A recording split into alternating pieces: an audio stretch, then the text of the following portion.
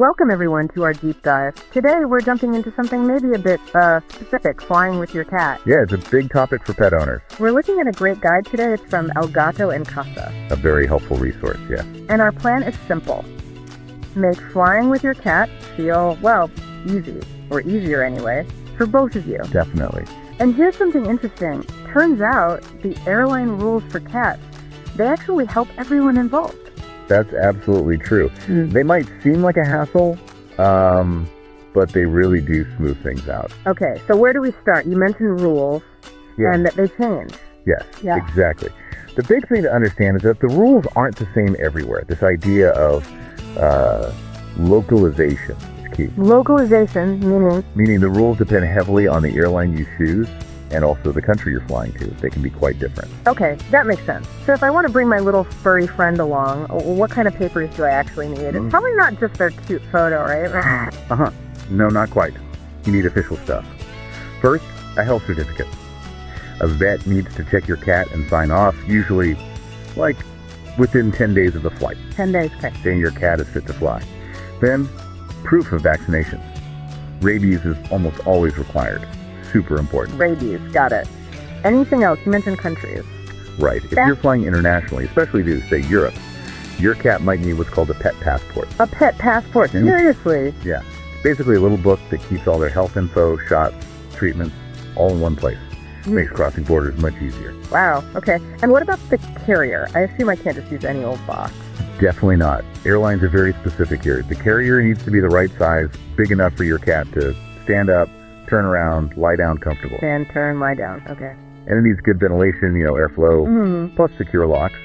Can't have any escape artists on board. No, definitely not. And sometimes there are other things too, like some airlines won't fly certain breeds, maybe flat-faced cats, during hot weather because of breathing risks. Oh, interesting. Or they might have rules about not flying pets if it's extremely hot or cold outside.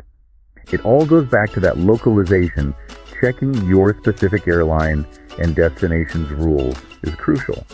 Some places might even need a certain type of microchip. Okay, wow. It sounds like a lot of details to keep track of. But earlier you said these rules are actually good, a benefit. How do they help me? That's a fair question.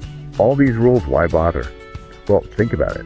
Knowing exactly what's required helps you plan way ahead of time. Planning. Right. When you know the steps, get the papers sorted, have the right carrier, you feel less stressed, right? More confident. It means fewer nasty surprises when you get to the airport check-in. Okay, yeah. Nobody wants surprises there. That makes sense. So it's like a roadmap for me. Exactly. It turns a potentially chaotic process into something manageable. All right. And how about the airlines? How does this help them? Well, for the airlines, clear rules mean smoother operations, fewer delays, fewer issues at the gate or on the plane. Less confusion. Exactly. Yeah. It leads to happier customers. People who feel confident flying with their pets are more likely to do it again. It's good for business and efficiency. Okay. And the most important part, our cats. How do these rules help them? This is really the core reason for most rules.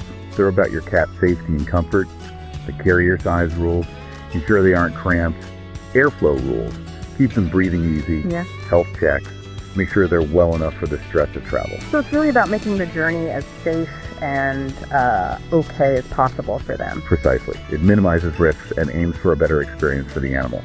So yeah, these rules are sort of a win-win-win for you, the airline, and especially your cat. Okay, I'm convinced the rules are helpful. So any quick tips then for making the actual trip happy? Absolutely. Preparation is key. Get your cat used to the carrier before the trip. Leave it out in your house. Let them check it out. Yeah, put treats inside, maybe a familiar blanket. Let them explore it, nap in it.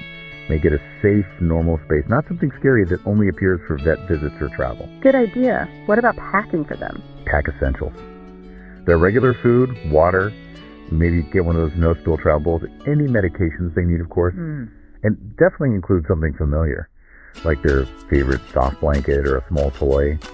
That scent can be really comforting. Comfort items, right. And what about keeping them calm? And me calm? That's important too. Experts often suggest things like calming sprays, pheromone sprays. You can spray it lightly on their blanket. Okay. But also, try to stay calm yourself. Cats are really good at picking up on our stress. If you're anxious, they'll likely feel it too. So my calmness helps them. Okay. Definitely. Well, this has been super helpful.